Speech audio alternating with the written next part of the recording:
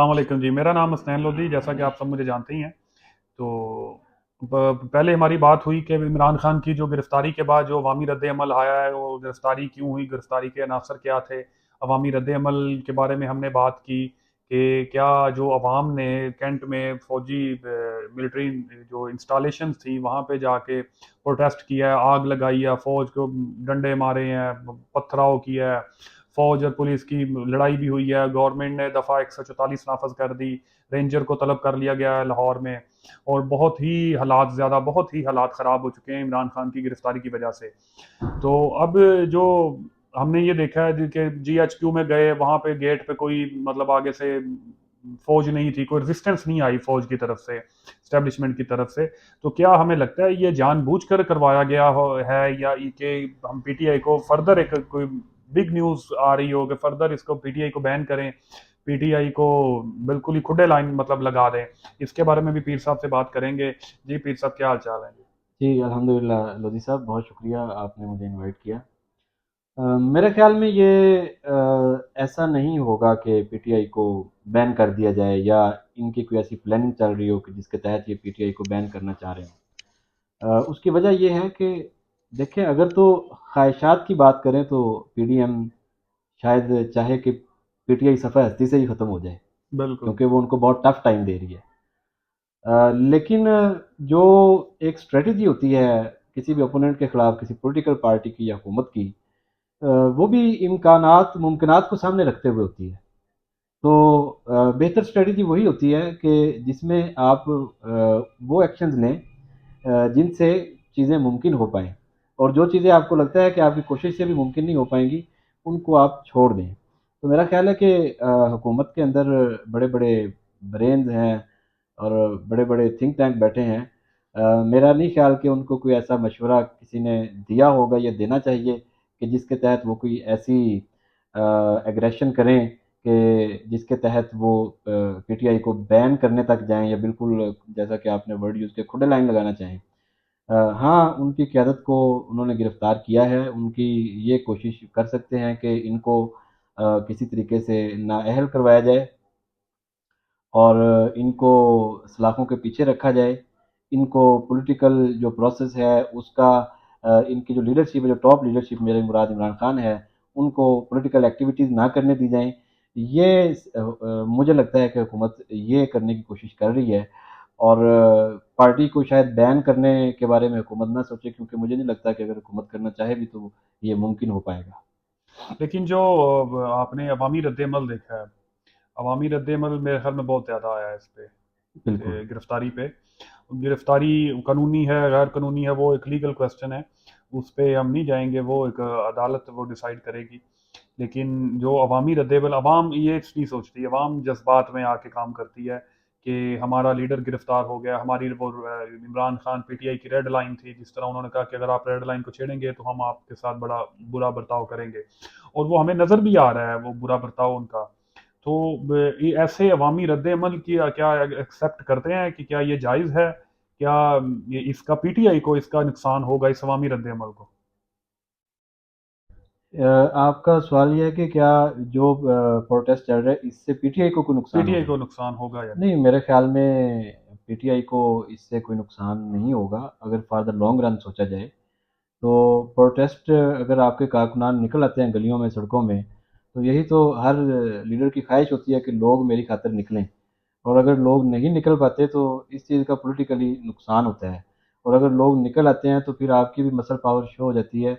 जो लोग आपको अंडर एस्टिमेट कर रहे होते हैं उनको भी आइडिया हो जाता है कि ये जो चीज़ है, ये जमात, ये लीडर है, ये पॉपुलर लीडर है और उसके पीछे लोग खड़े हैं। इसका मेरी नज़र में तो इस चीज़ से कोई पार्टी को नुकसान नहीं होगा।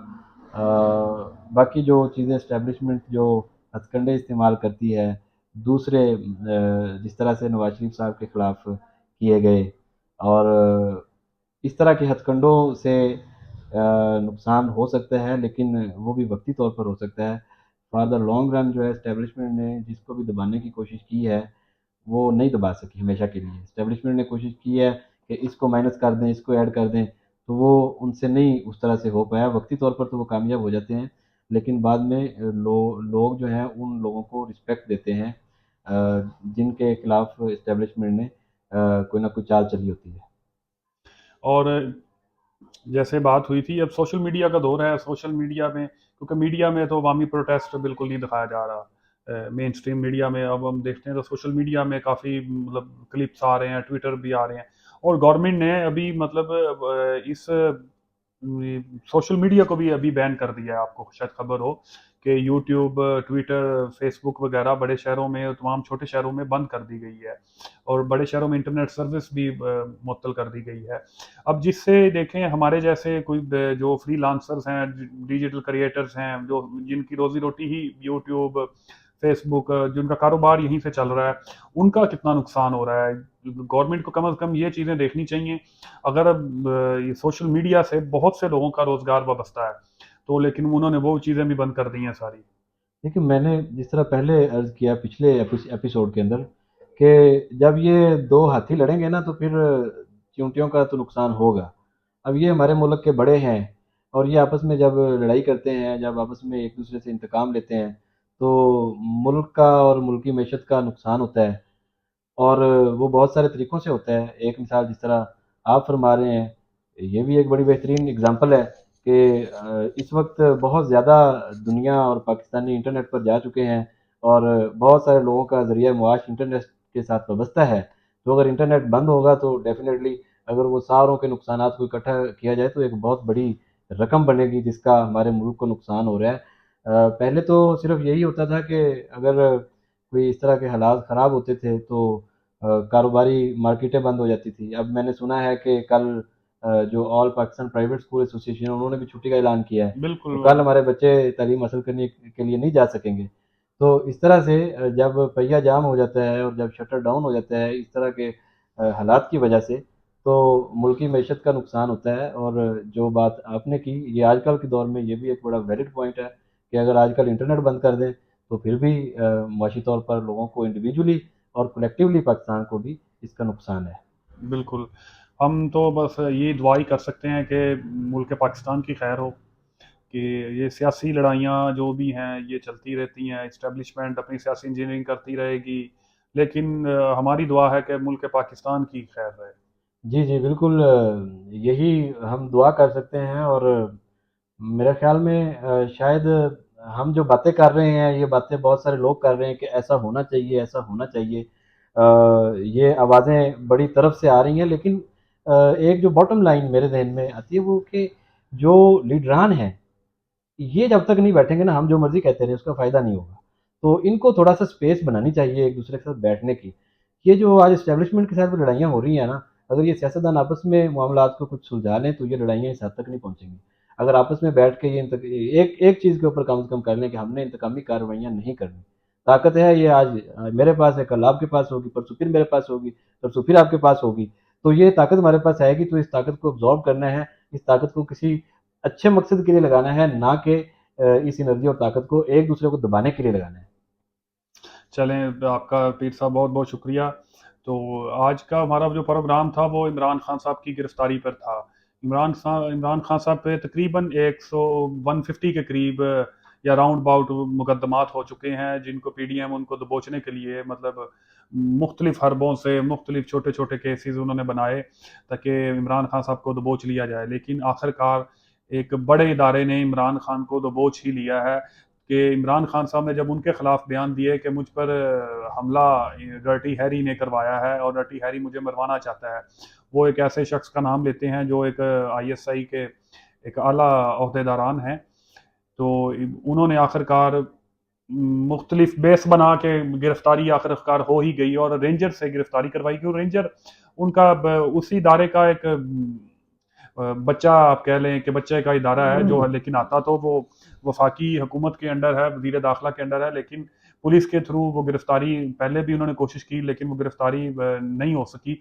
और बड़े जिस तरीके से गिरफ्तारी की गई है, हाई कोर्ट के अंदर हमला करके उनको गिरफ्तार किया गया और बड़े पुरतशद्दद तरीके से उनको मारते हुए, जैसे वो गिरेबान से पकड़ कर पीछे से पकड़ कर लेके गए हैं। हालांकि वो एक वजीर आजम है, साहब का वजीर आजम है, उनका एक प्रोटोकॉल है, उनको अगर गिरफ्तार करना है तो एक अच्छे तरीके से भी गिरफ्तारी की जा सकती थी। लेकिन जो अभी भी इतलात आ रही हैं पीटीआई लीडरान की तरफ से कि इमरान खान पर बहुत ज़्यादा तशद्दुद किया जा रहा है और उनकी टांग ज़ख्मी हो चुकी है, टांग में से खून भी निकल रहा है और वो पहले भी व्हील चेयर पे थे।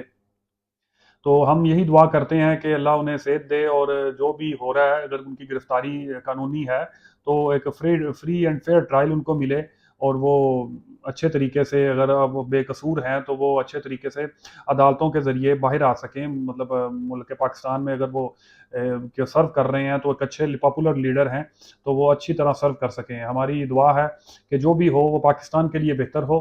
अल्लाह हाफिज़। इंशाल्लाह फिर मुलाकात होगी। अपना दुआओं में याद रखिएगा।